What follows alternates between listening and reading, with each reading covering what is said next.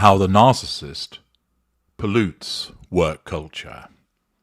Hello, I'm H.G. Tudor. I'm often asked by people, H.G., can an organisation or a company be narcissistic? Well, of course, an organisation or a company isn't a human being, it's an entity. In some instances, it has its own separate legal entity, an incorporated entity, a limited entity, a GmbH or an AS, a PLC, a limited liability partnership. Therefore, an organisation of itself cannot be narcissistic because it doesn't have a personality. But what it does have is a culture. And that culture is something that can be one where it's toxic, one where it's a supportive, encouraging culture. For example, comparably, ascertained that the top 10 companies in terms of culture, companies which were voted for as having very good cultures by their own employees, included Microsoft. It's described as having smart people, highly collaborative, an excellent and caring culture. It's an exciting time to be part of Microsoft and to make a big impact for people and organisations throughout the world. Number 2 was Workday. The culture at Workday is really our secret sauce. A lot of great people who want to see others succeed and provide support to each other. Number 3, Chegg. There's a strong push for employee equity across the company and around the world, mission-driven through and through. Number 4, Ring Central. Ring Central has clear company goals and a metric-driven direction. I appreciate their investment in company culture. They celebrate many different cultural events and are always on top of addressing world issues. Number 5, HubSpot. I've been with HubSpot for a few years at this point. Hands down, this is the best company I've ever been a part of, and probably one of the best companies out there in the world. A phenomenal place overall with the culture, the people, the product, fantastic place. Number 6, Concentrix. At Concentrix, we have an inclusive culture and promote diversity. Our culture statements are the guiding principles of our employees around the world. Number 7, Elsevier. Overall, a global culture with openness, boundarylessness, transparency, learning, opportunities, inclusion, and respect for colleagues. Number 8, LexisNexis. Work culture is excellent at LexisNexis. The leadership team is open to hear newer ideas from the engineers and leads and supports a strong culture of diversity and inclusion. Number 9, Globant. Globant's culture embraces diversity and focuses on bringing out the best of every employee. The environment always leads you to be the best version of yourself. And number 10 in this survey, RX. RXPH has a very strong culture of work-life balance and advocating for continuous learning and career growth. This alone makes the experience life-changing. 10 companies there that were all voted as having excellent cultures. But what at the other end of the scale? Well, some of these companies have found themselves with accusations of toxic work cultures. Nike. A sexual harassment and gender discrimination lawsuit against Nike involves more than 5,000 pages of documents and records, including surveys from female employees that detail incidences of sexist behaviour and corporate bullying. The documents became public after a legal challenge by several news organisations to lift a protective order on a lawsuit that could expand the legal action to a class action suit involving about 5,000 workers. X, formerly known as Twitter. Some critics argue that what Musk touches turns toxic. Since he took over a year ago, October, he's been in the headlines nearly daily for his antics, from reports of employees sleeping at the office to massive abrupt layoffs. The toxicity at Twitter, now X, began with an ultimatum from Musk asking employees to commit to extremely hardcore work or leave, and has continued since. Tesla. It's known for its cutting-edge technology, but its workplace culture may well be mired in the past.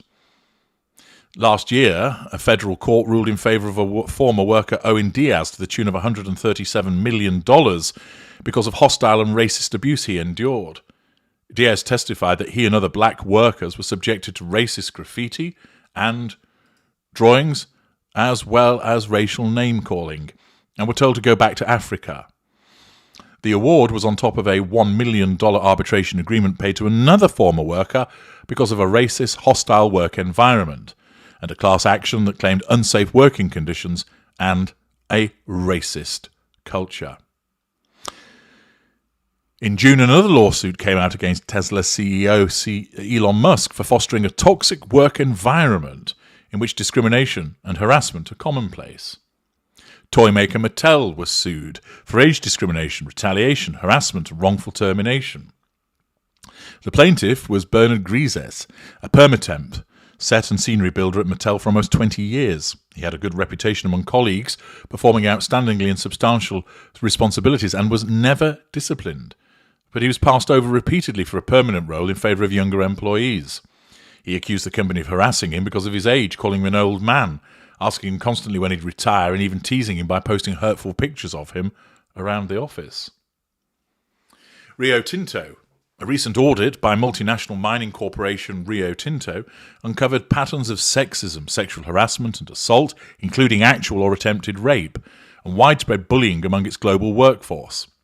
A review said that racism was common across a number of areas, and about half of the company's 47,500 employees in 35 countries had experienced bullying rooted in either sexism or racism. Sony. Emma Mayo, a former security analyst for Sony, filed a lawsuit against the tech giant for systemic gender discrimination and wrongful termination. 8 more former and current employees have come forward since, with accusations of sexism against the PlayStation maker. The company devalues women's ideas, makes it difficult for women to get promoted, and discriminates against mothers, they say. They also allege sexual harassment. Activision Blizzard. They're being sued by the California Department of Fair Employment and Housing for fostering a toxic culture within the company. Allegations include bullying, sexual harassment, and racial discrimination. The culture within Activision has been compared to frat house behaviour. Specifically, female team members on the World of Warcraft team allege non-consensual physical contact, unwanted advances, and demeaning comments, including jokes about rape.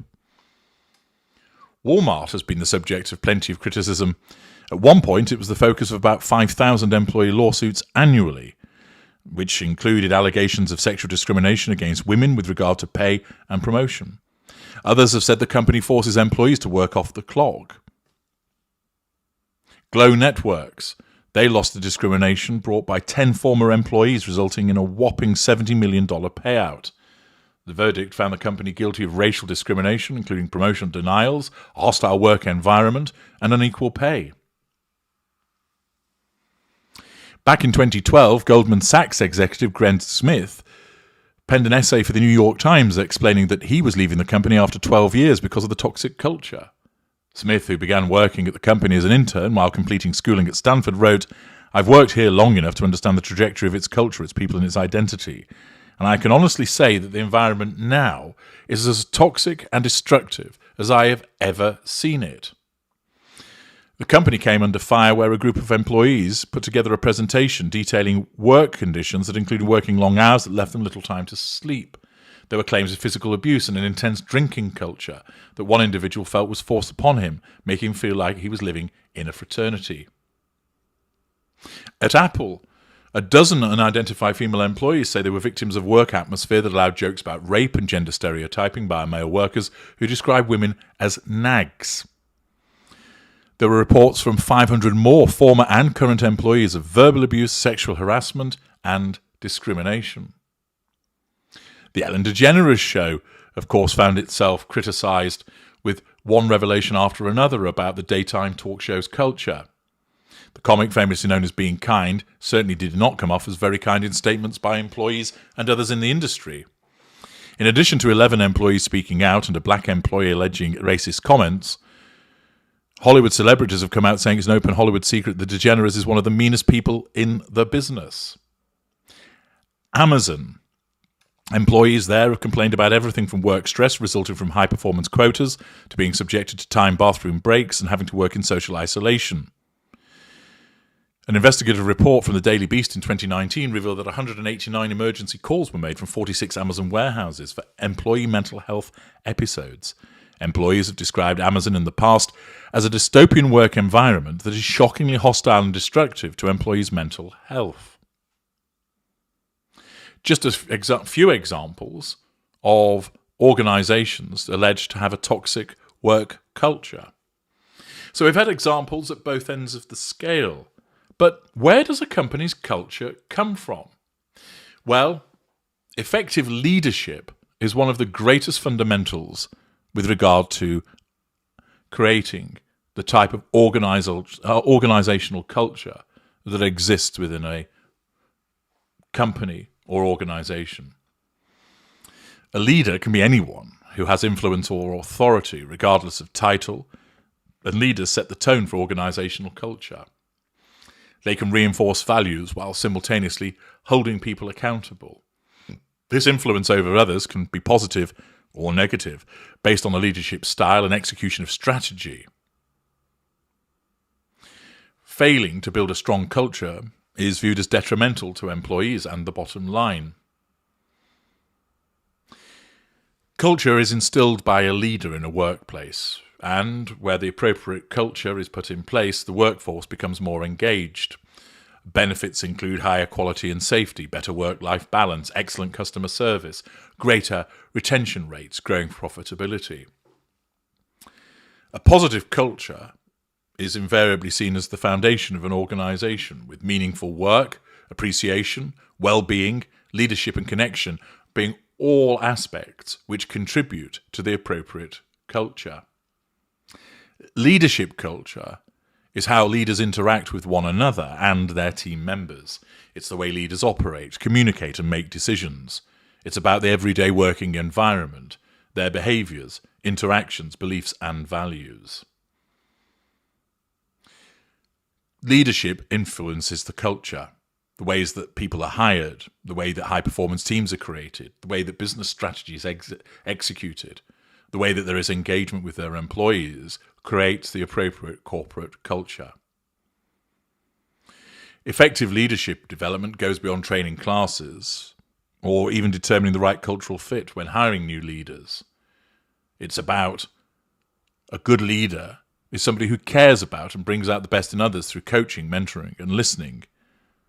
Modern leaders are leaders who mentor and coach rather than micromanage and gatekeep. They advocate for their people and empower them to do great work rather than trying to do it all themselves. They appreciate their employees, provide opportunities, and share success. They're inclusive and build connections. They do this through purpose, accomplishment, and the concept of one another. Leaders have a tremendous impact on company culture. They set the agenda, prioritize work, manage, lead, and delegate. Leaders provide a sense of vision, purpose, mentorship, and inspiration to those that they lead.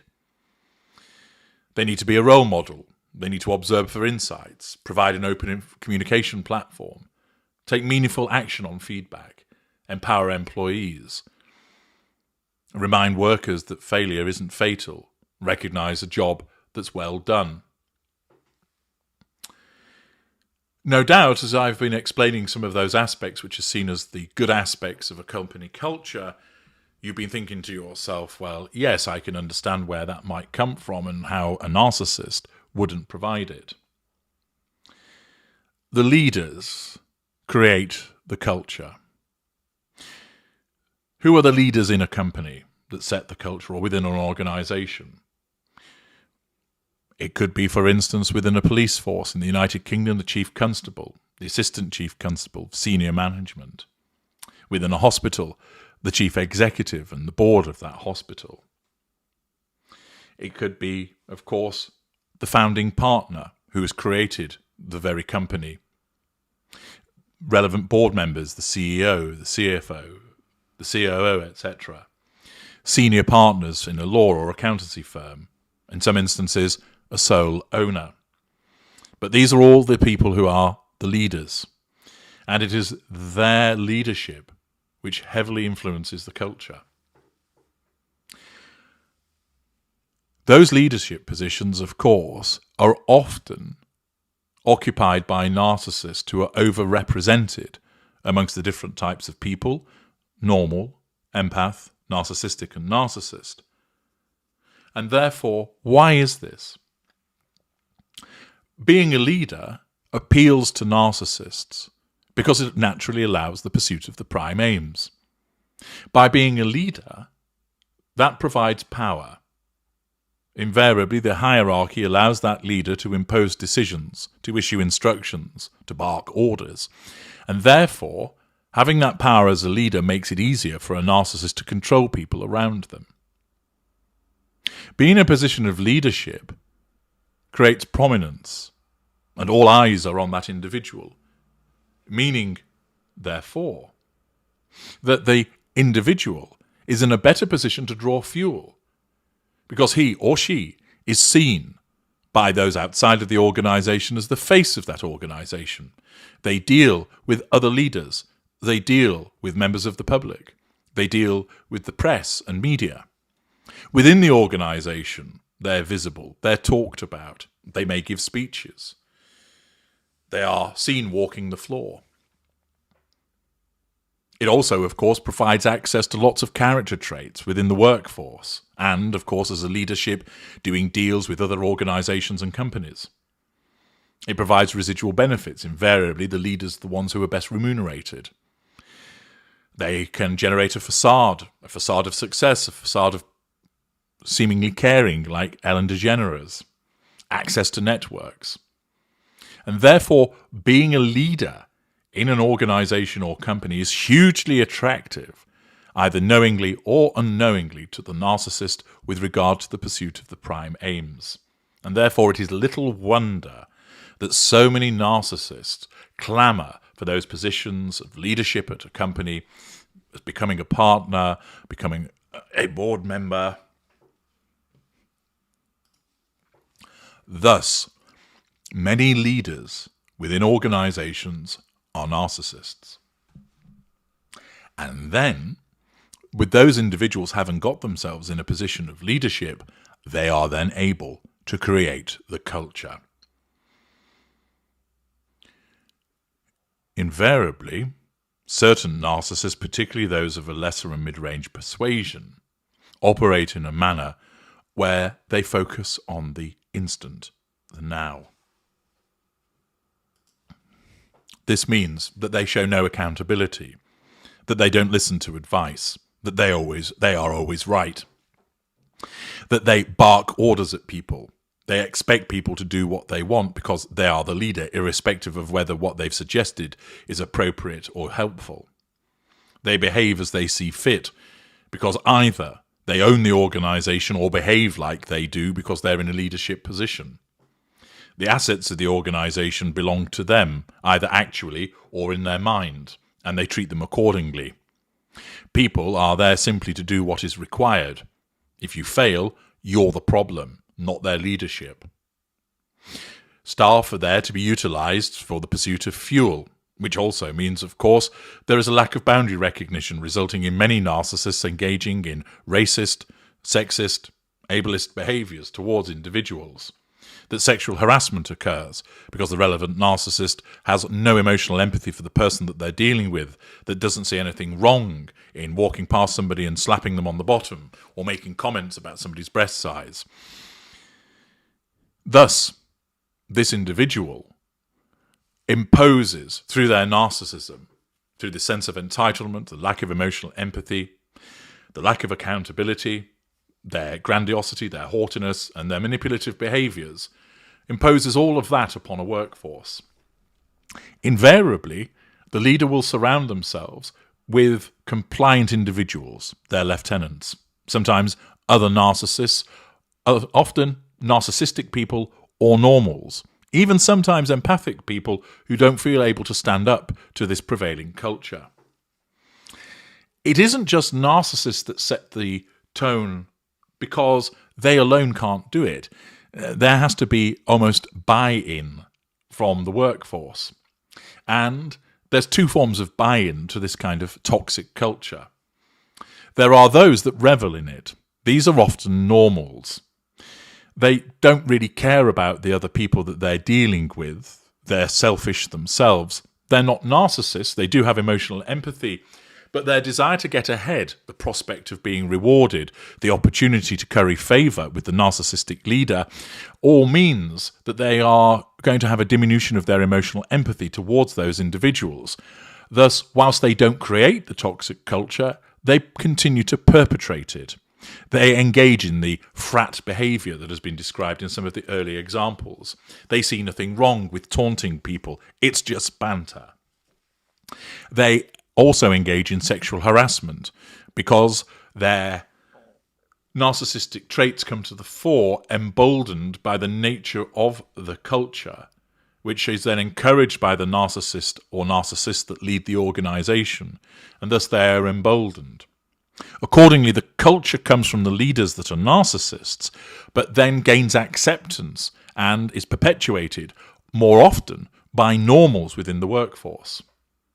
The other aspect of buy-in is simply a failure by other individuals, also invariably normals and empathic people, to stand up to the culture.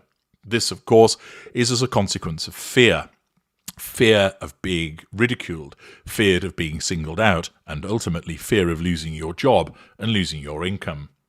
Accordingly, rather than speaking out about these behaviours, the individuals silently accept them. They don't like it, but they don't do anything necessarily to challenge it, and thus the culture prevails.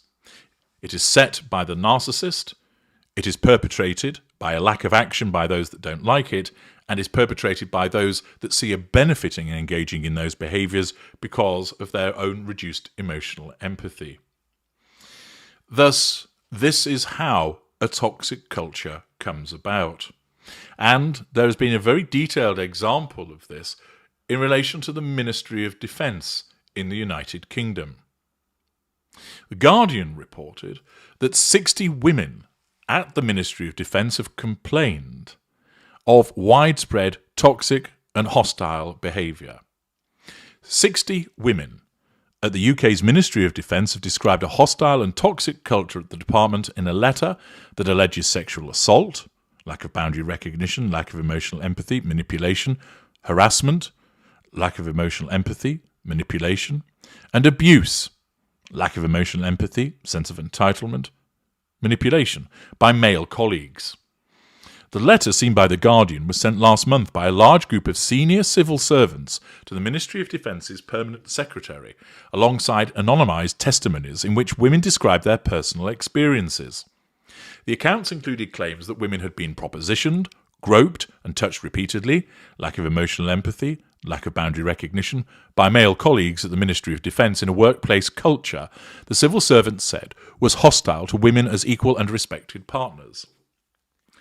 Now, it is not the case that all of these male colleagues will be narcissists. Some will be, but many will be normals who embrace this culture. Remember also, human beings are heavily influenced by a herd mentality, that it is better to go along with what the perceived majority is rather than standing against it. And normals are particularly susceptible to this herd mentality. In the letter, which is marked official sensitive, the group of senior civilian women said their day-to-day professional lives are made difficult thanks to behaviours that would be considered toxic and inappropriate in public life, but that are tolerated at the Ministry of Defence. We are spoken over during meetings, lack of boundary recognition. We are subject to pejorative language, lack of emotional empathy. We receive unwanted attention, sense of entitlement, lack of emotional empathy, and face sexual harassment, including intrusive staring, lack of boundary recognition, sexualized comments, sense of entitlement, running commentary about what we wear, sense of entitlement, how we look, and how we smell, the group said. Testimonies included in the letter catalogue a list of alleged incidents at both the Ministry of Defence's headquarters in London and overseas bases. The accounts, the majority of which is described as very recent, suggest there is an abusive and discriminatory workplace culture at one of the UK government's largest departments. The accounts, which the letter said came from senior civilian women in operational and security roles, include A woman who said she was groped at a Ministry of Defence social function but was advised against complaining. A woman on an overseas posting who said she was touched repeatedly on the lower back and legs by a senior military officer, but the perpetrator went unpunished. The claim that a group of military officers kept an Excel spreadsheet that rated women based on their looks and what they thought they'd be like in bed. A woman who said that before an event in the evening, a defence senior asked a woman whether anal sex was an appropriate topic for his speech. An account of how a military officer propositioned a woman late at night in a corridor on an overseas military base. The testimonies, which are said to be the tip of the iceberg and illustrative of a current problem, not a historic one, where women describe being sick, feeling sick with fear, sobbing in the bathroom, and being subjected to intimidating, manipulative behaviour. According to the letter, attempts by women at the Ministry of Defence to speak out against the behaviour are generally minimised. Invalidation, rather than listened to. Poor listening. It is common knowledge among women that the MOD's complaint system is not fit for purpose. As well as sexual harassment claims, the letter depicted a male-dominated work environment in which women were disrespected, outnumbered in meetings and overlooked for promotions, leading to what one woman said was a vicious cycle of men-only teams at the top of the MOD. The Guardian has seen a letter of response sent by the MOD's Permanent Secretary David Williams on the 5th of October. He wrote that he was disappointed and appalled by the testimonies and assured the women the issues raised were being taken seriously and will be acted on. Among the accounts of sexual harassment and inappropriate behaviour included in the letter, women said they'd felt uncomfortable and unsafe while working at the MOD's headquarters, known as Main Building, in Whitehall. The groups of men staring is horrible. Lack of boundary recognition, sense of entitlement, said one woman, describing her experience of walking through one of the building's main hallways. The constant objectification and harassment is appalling. Behaviours that are completely unacceptable on public transport, for example, are accepted in pockets of Main Building. According to another woman, a sexual advance from a senior military official had a lasting effect on her. It shattered my confidence, and, I hate having to say this, I couldn't help but question whether it was my fault. What is it about me that made this man think he could do this? The accounts were only a sample of an extraordinary amount of concerning experiences women at the Ministry of Defence had shared with the senior officials behind the document, the letter stated. The women said they wrote the letter after years of trying to improve cultures softly and diplomatically from within. According to one woman, a military officer told her there were only two kinds of women in defence, the bitches, who were effective, and the mumsy ones, who were completely useless. One woman said that every woman who has left before me has put their decision to leave down to the culture here, and now she was leaving. It's a damning indictment, as well as a colossal waste of Ministry of Defence talent investment. Another woman said, I'm often the only woman in the room, and on almost all occasions men comment on what I wear, my fragrance, and if I'm wearing a skirt or dress. They have often remarked, you have legs. Some of the women reported offensive comments, insensitivity and a lack of support while pregnant. One woman said she became accustomed to being asked by men about her age, fertility, childbearing aspirations. The letter, which was also sent to a board-level Human Resources Committee, called for immediate action to change the department's policies and address the issues identified with its internal culture. Thus, the culture within this particular part of the Ministry of Defence is described as toxic and hostile. But where has it come from? It's evident that the leadership is failing in that, with regard to this particular culture, the attitudes that are put forward through a sense of entitlement, a lack of emotional empathy, a lack of accountability, etc., come from narcissists. Undoubtedly, narcissists occupy those high-up positions and therefore behave in the manner described or simply don't care that other people are behaving in this manner and intimidating female members of the Ministry of Defence. As I explained earlier, it is not all narcissists who will be engaging in this behaviour, but rather a collection of some narcissists at a lower level with normals who adopt that herd mentality, the laddish activity, that they don't see anything wrong with it, and because senior management don't do anything to punish it, and that their leadership either positively encourages such a view or does nothing to rein it in, results in the narcissist at the top polluting the work culture. There are, of course, certain narcissists that, because of the operation of a facade, will actually implement a positive culture and may well be behind the cultures that are described in the early part of this video with companies that have been praised. It doesn't mean just because there are narcissists at the top, it's always going to be a toxic culture.